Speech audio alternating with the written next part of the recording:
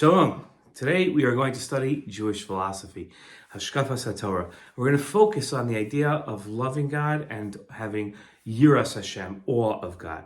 A lot of people translate awe of God as having fear of God. It's not true. Yiras Hashem is not fear of God, it's awe. And let's explain the difference.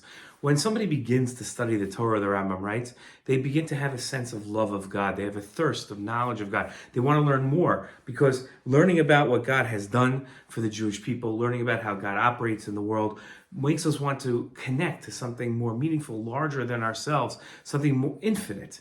And that's the love that we begin to develop for God. We begin to want to spend all of our time on the study of God and connecting to God. But then we begin to recognize just how great God is. And we have a sense of not dread and fear of punishment, but a sense of awe of just how great God is. And that causes us to pull back a little, to recognize just how lowly we are in comparison to God. So that mixture of love, and awe of God is a sequence of events. It's sort of one leads to the other, and it all ties back to study. It all ties back to an understanding of God. That's where it really comes from.